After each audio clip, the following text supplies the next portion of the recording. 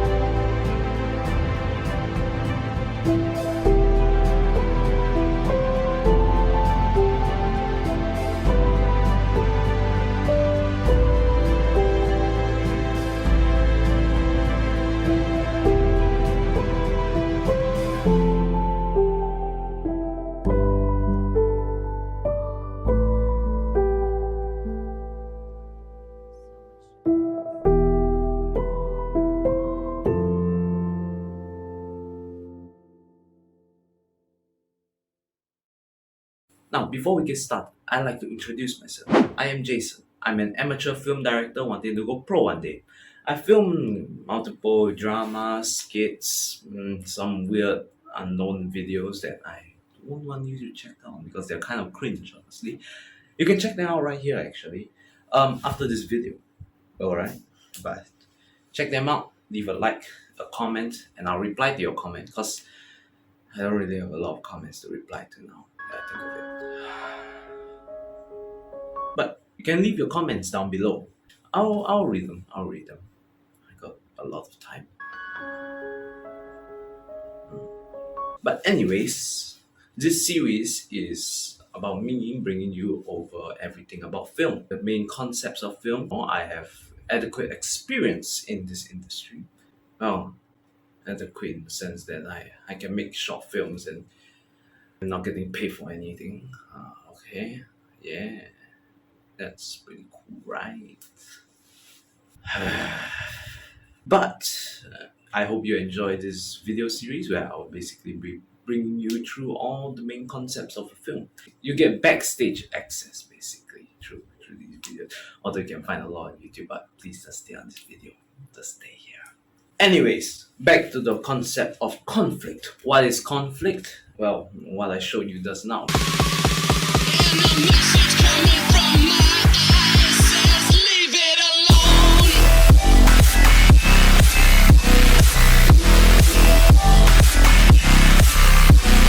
Conflict has two kinds of conflict, alright? You've got internal conflict and external conflict. Alright, let's go internal first, alright?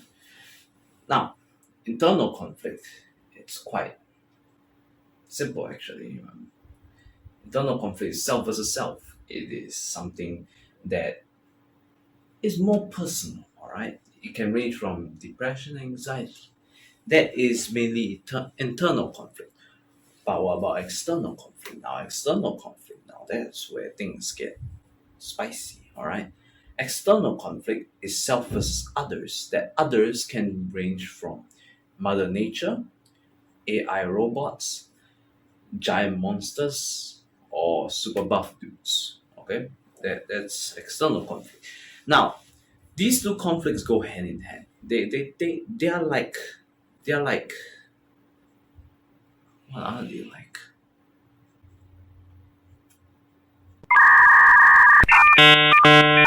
Basically, these two conflicts can go in a very smooth way. One example I can give you is economic downfall leads to the Great Depression. Ta-da! External conflict leads to internal conflict. There's one example. It can go the other way around, actually. It can go from internal conflict to external, or internal to external to internal, or external to internal to external. One good example of that one was John Wick. The external conflict was those random guys, they wanted John Wick's car. And so they went to hunt John Wick down and kill his dog. It got internal, it got personalized because John Wick, as we all know, he lost his wife. And the dog was the last memory of her. And killing that dog, well, it pissed John Wick off and it turned into an external conflict when John Wick went to hunt them. So internal can lead to external and external can lead to internal. It goes hand in hand. It's like apple and pie, apple pie. But it's very rare to find external on its own and internal on its own because internal adds depth while external adds emphasis. When something is personalized, when something is hurtful, you feel it, alright? You feel it. You can empathize, you can sympathize, you can feel it. And when it becomes external, from internal, when you feel the feelings of injustice, the feelings of hurt, and you bring it to an external level, let's say a fight, it really brings on emphasis to the fight. It amplifies the feeling. Now, let's say the other way around. What does internal have to do with external? Now it's simple. It brings depth. And what do I mean by depth? Let's say you saw a fight. Alright, you saw a fight on a random day. You were just walking, eating your ice cream, just listening to your music. Alright, and you saw a fight taking place outside. Of course, it's interesting. You want to take your phone out. You want to turn the quality to the lowest quality. Start shaking your hands and then film the fight. Yeah, all of you who film the school fights in such bad quality, I'm looking at you. But anyways, that's not the point. So you're filming the fight, okay? You're filming the fight. But it's just cool because people are beating each other up and there's not really much feelings involved except, ooh, let's go. But let's say we put in some internal conflict, alright? For example, Demon Slayer. The internal conflict in Tanjiro is that the demons, well, more like Muzan, killed off his family and turned his sister into a demon. And when he was about to die by Rui, you are rooting for him, alright? The difference is when there's internal conflict, you root for someone. When there's only external, you basically just think like, ooh, that's a hard hit. Damn, that was painful. But if there is internal conflict, you root for someone. You feel bad or you feel good. When the hero basically becomes more powerful, when the hero starts to win, that's when you feel good. Internal conflict basically gives you this feeling or rooting for a single character. That is why internal conflict is so important. While external conflict is also very important, like don't neglect it. A good example is basically in a short Rainbow Six Siege Invitational, the video. Basically, there was bad blood between Ash and Kali. And when Ash finally throws a punch at Kali, the tension just rose up. Everyone was at the edge of their seats. So that is what external conflict does. It gives emphasis to internal conflict. And when this happens, it gets the audience to continue watching. And that is why it's so important. Alright, now because I don't wish for this video to go beyond 20 minutes, I hope this video will be within 15 minutes at most. I'm just gonna give my general reaction and general thoughts and views on a single video. You can check the videos out in the description below. I link them all below.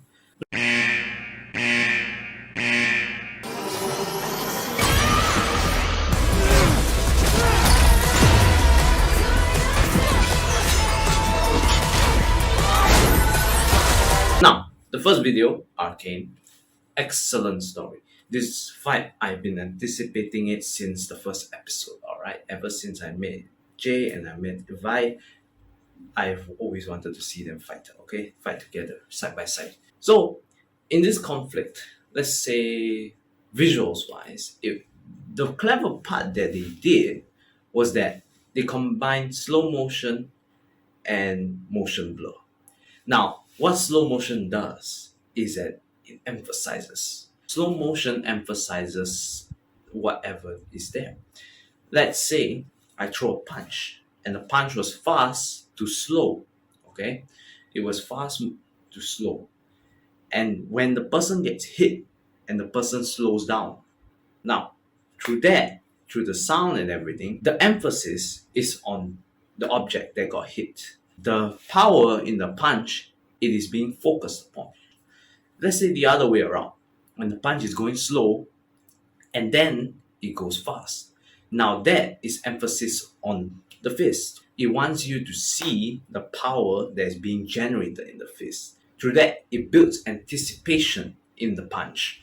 What's going to happen after it hits. So that's how the two work hand in hand. How slow motion gives emphasis to two different things at one go. And that's what Arcane did really cleverly. Another good technique is motion blur in this entire series. Motion blur actually gives the sense of speed. Now, I won't get too much into it, but in the sense that it's basically too fast for the frames to just, catch up. So when you see the motion blur, it gives a sense of speed and it gives a sense of swiftness. And that is what Arcane did really well in this fight.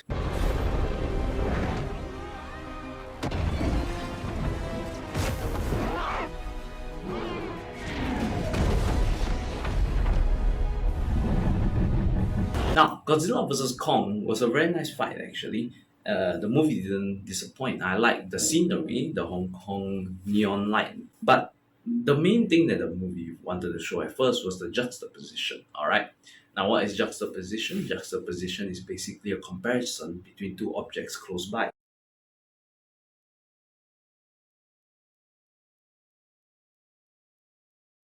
So if it's small and it's big, if I put it like this, not really much of a comparison. But when I put it like this, there's a bigger comparison because you can clearly see one is way smaller than the other. So that is how juxtaposition works. It puts two objects close by, and that's what Godzilla vs. Kong did at the start. Now, the only problem I had with this entire fight was the ending of the fight. I was kind of disappointed at the way Godzilla acted. Because as we know from the other films,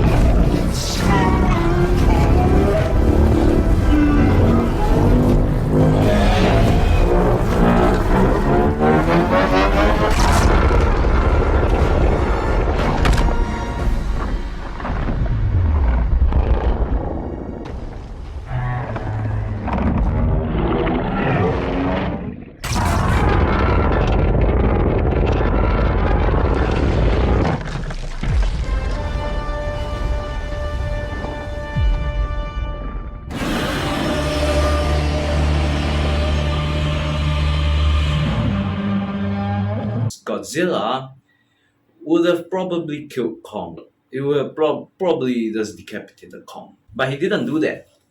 Although the movie clearly stated that there can't be two alpha creatures in the same territory. There can't be two alpha titans. Who bows to who? Kong bows to no one. Now, that I find a little disappointing because when a movie is made, it should work within the boundaries of that universe. That universe is being built and there are rules to their own universe. We follow those rules, alright? If the universe says that there can't be two alpha predators together, they can't be together. They have one of them will kill the other. The movie basically ended up like Batman vs Superman. They couldn't kill off Kong because, as we know, Money! but what I think would have been a better outcome was to push everything forward actually. They were activating Mechagodzilla. They should have activated it during the fight. When Godzilla was about to decapitate Kong, let's say, because that's what he's always been doing. He's really good at that, by the way. Mechagodzilla should have broke free and should have actually blasted Godzilla. They should make Kong fight Mechagodzilla together with Godzilla. And through that, Godzilla will spare Kong, seeing that Kong is an ally and that it helps him. That would have been a more reasonable outcome.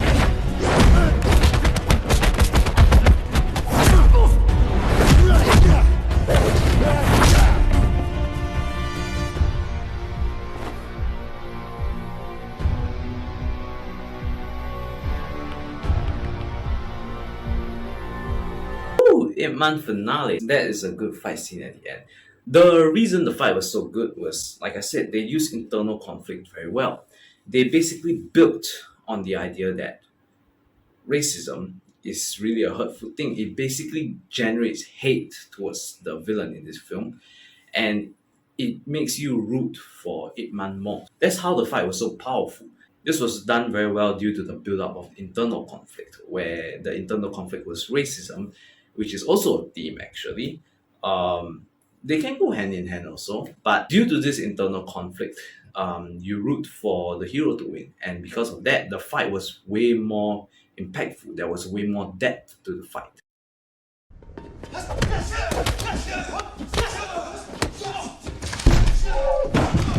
John Wick, Chapter 3. Now, I just want to say, I really love this fight. The glass room, the scenery, everything was lovely. The only issue with John Wick is that the internal conflict was built in Chapter 1. Okay, so in the third movie, there wasn't really much of a build up to it, There wasn't really much internal conflict unless you watch the first movie or the second one where John Wick is just now trying to survive. The thing I like about this fight is the uniqueness of the fight. Now, every fight should be different from the fight before, because if you keep doing the same thing, it's gonna get boring, even if it's a fight. There's nothing new, nothing original. So this is what the final fight actually did quite well. It actually brought into a new environment that we've never seen before. Overusing a single element too much can make the entire scene feel mundane, feel unoriginal, feel repetitive. That was what the final fight actually didn't really do when he used the glass room, when John Wick actually shot the glass, when you don't really know where your opponents were. That was a really nice scene. But there was this one short clip where John Wick was just slapping the shit out of his opponent, and I found it very hilarious. The directors were probably like, we've used kicks, we've used knees, we've used elbows, we've used pencils, we've used guns, we've used knives. What did we not use? And some guy was probably like, have we slapped somebody before? Not really the director actually, more of the choreographer. But nice fight, nice fight.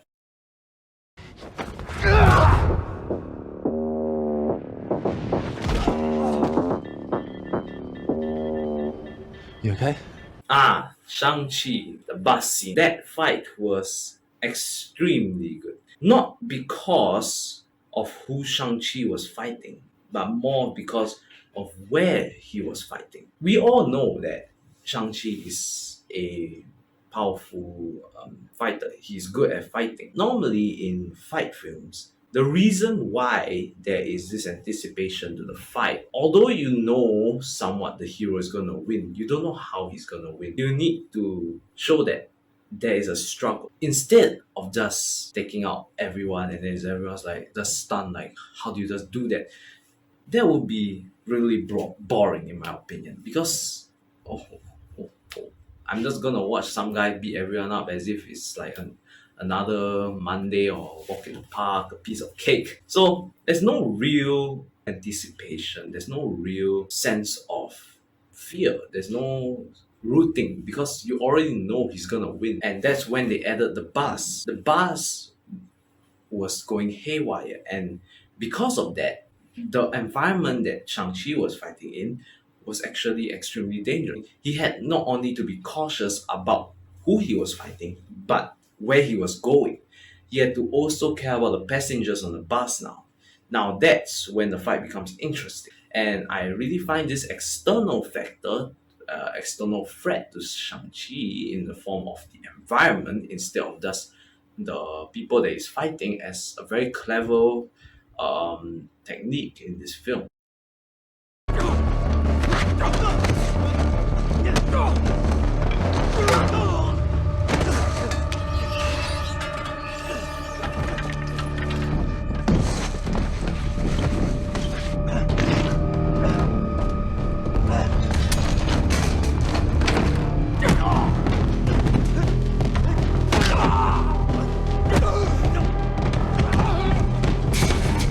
Now, the foreigner, the reason why this fight was so good, our protagonist, the main character, is getting hit. He's not having a walk through the park.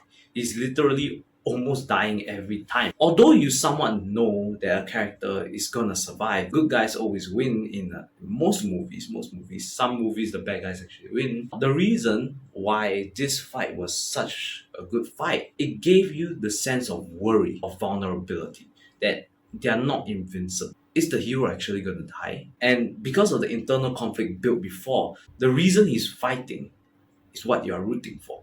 And that is what I really love about this story. Why are you making me do this? Let me know if you need my help, Gray. Stop! Help! I need your permission to operate independently. Permission granted! Thank you.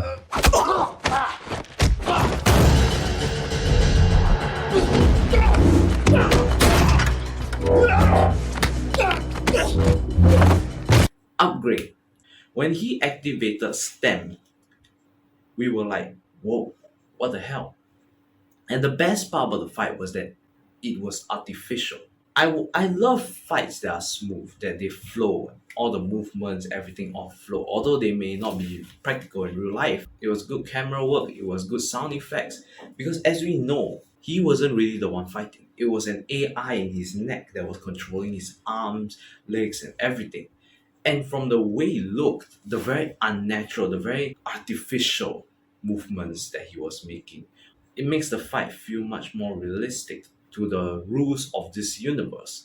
And like I said before, in the universe, it has its own rules and that we should follow the rules. I really love this fight. You should really check out the movies. All the videos and movies are listed down below. And before I end this video, I'd like you to click up here. All right, click up the eye icon. Okay, the eye icon, and go and check out some of my other videos where I basically do filming for myself. Now, I will make more of these series. I'll upload every weekend, and I hope you enjoy this video series. I hope you enjoy this video specifically.